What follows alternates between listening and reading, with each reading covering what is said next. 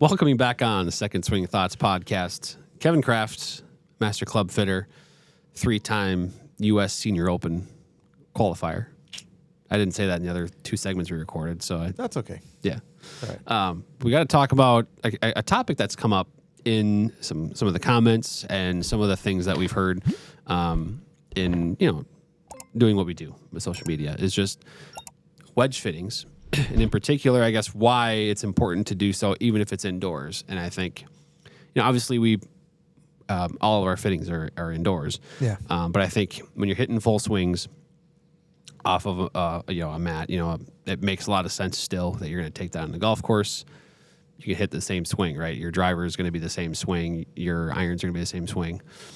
Things change a little bit with wedges, where you might hit a flop shot, a pitch shot, a chip shot. It's not going to be just full swings with those clubs. Right. So dialing them in is a little different. And so I wanted to bring you on just to kind of clarify what the second swing process is, why it's effective, and why it's still important to make sure your wedges are dialed in, and how that can work with a player that needs to upgrade or is due for an upgrade. Yeah. So, it is a little bit different doing wedge fitting indoors because you just don't see the turf interaction. Right. Right. So, in a perfect world, you're going to have some really nice grass to work off of and some different lies and bunkers and firm bunkers and soft bunkers, but we don't have that. So, a great deal of what we do is conversation based. I'm going to get a baseline on a pitching wedge, and let's say we're looking to gap wedge, sand wedge, lob wedge set. We're going to find out what that pitching wedge loft is, and then we can kind of make talk through anyway what the right idea is going to be, whether we want to do 4-degree gap, 5-degree gap, 6-degree gap, yep. whatever that is. Find out the way people play their wedges. All right, so for most people, they're going to play a gap wedge as a more or less full swing or partial swing club, and we don't have much for grinds when it comes to those clubs. So manufacturers taking notice of that trend of how they are used, and so there's not very many offerings for different grinds. It's more or less a full sole there. Yeah, if you go with Vokey, you've got 8-degree or 12-degree in that 50-degree wedge, and so you've got a couple options there for the guy that's a little steeper or a little shallower. When we get into, the reason this is all important is because these are the scoring clubs. I mean, these are the ones that, these are our green light clubs. These are the ones that we want to be able to attack the pin with and rescue ourselves if we have attacked a pin and we've missed. Yes. Right? So we want to be able to have the right tools for the right shots. And a lot of that is going to be determining what kinds of shots the individual is going to play around the greens. Do they play all of their shots with a square face? Well, that changes things drastically because you don't have to have a lot of grind on a club to make it, really versatile and be able to open it up without leading edge coming up if they're never going to use that. Right. But if you've got somebody that likes to chip with a 56-degree wedge, learning and finding out how they play their shots. Do they play their shots, toe down? Do they like to play little dead shots off the toe? Do they like to hit, get their hands low and open up and hit a lot of flop shots, right? We need grinds and we need bounces that are going to make that easier. Absolutely. So, asking people, conditions. So, in Maryland, Pennsylvania, where I live, we play in combination conditions. There's going to be days where it's going to be soft. There's going to be days where it's firm. What are the tendencies? Are we going to, if you miss with a wedge, do you miss heavy? Do you miss thin? And if you miss both ways, is there one that's a little more dominant than the other? How is your bunker game? How are your bunkers? Right? I mean, most of the courses I'm playing on don't have great bunkers, so that can have an influence on what we do with with what that primary sand club is going to be. Some people don't even use sand wedge anywhere but out of the sand, so then that really becomes the number one thing that we have to find out and act accordingly to. Do you use a lob wedge around the greens? How do you use that lob wedge?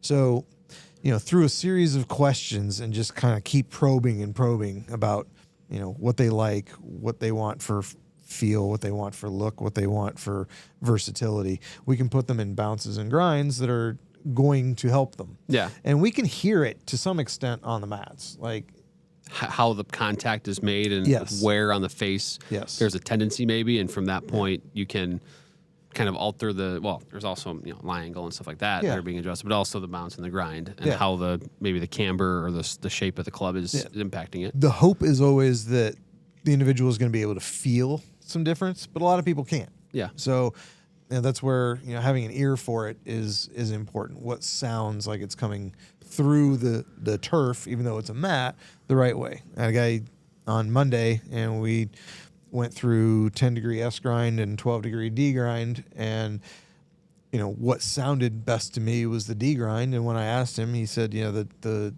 little more bounce actually made him feel like he was going to get into and out of the turf better. Easy decision. Which again, you can't see that No, you on can't. a mat, but you can't. some of the golfers are going to feel it. Yep. Or of course, there's also the 30-day play guarantee as well, where like So we do have to rely on that a little bit. because that happens. I mean, it's going to be different going into turf than it is going into the mats. So if we have to make tweaks, we can always do that. Yeah. Obviously, we want to limit that as much as possible and get somebody into the right thing the first time. Right. So, combination of fitter knowledge and fitter experience and player knowledge and player experience, those two things can usually get people into the right stuff. Now, this is kind of an off the wall question a little bit, but I think it might apply. So, in a wedge fitting, or with TrackMan, is there also a bit of you in the sense you have seen this player hit shots, their attack angle?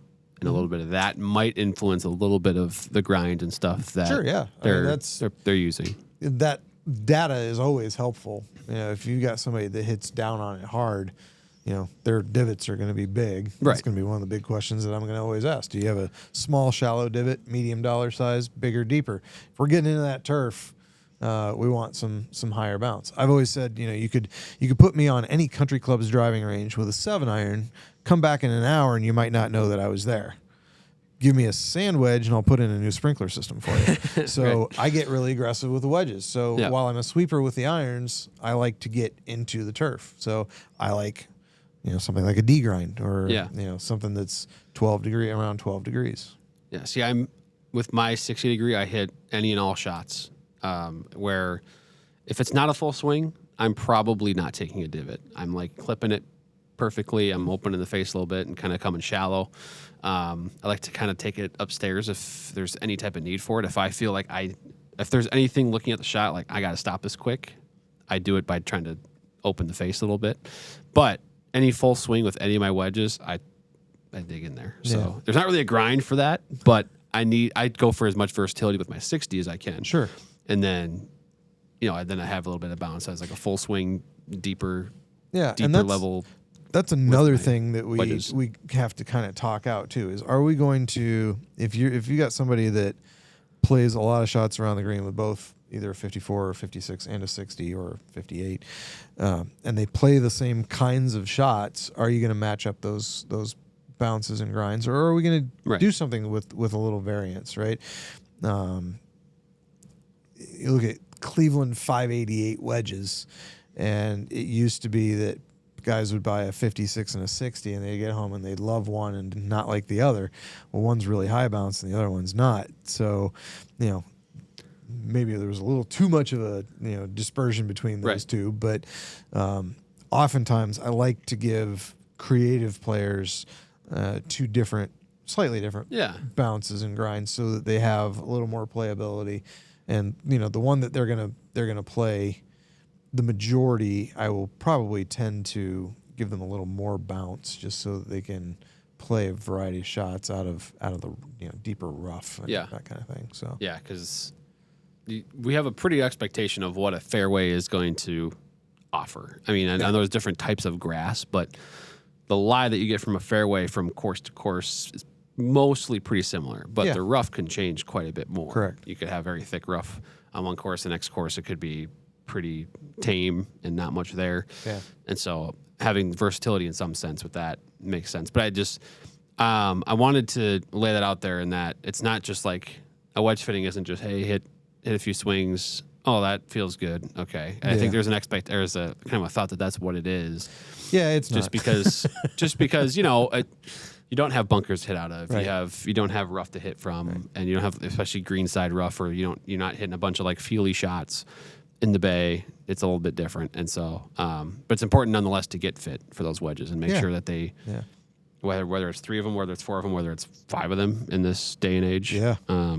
It's important to make sure they make sense. First started fitting for scratch golf clubs back in 2009, I showed up and they put me through their process, right? I showed up with a 4-degree bounce lob wedge.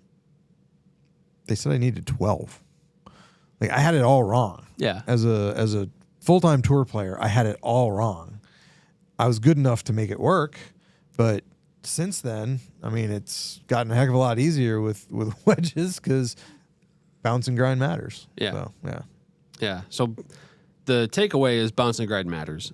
Number 1. Number 2, getting the right bounce and the right grind for your game is important as well. And you can do that even through a conversation with a fitter. Just Correct. by the fitter can learn about how you use your wedges. Yep.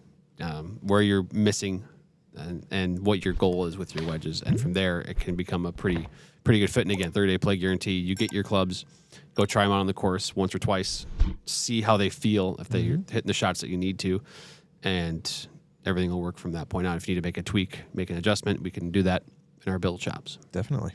So thanks, Kevin. Sure. Wedge fitting. Yeah. Fun. It's important, just like any other fitting. It's fun. At second swing. It's fun. Get dialed in. You're scoring clubs, so make sure you shoot better scores with wedges that fit your game. Thank you again, Kevin. Sure.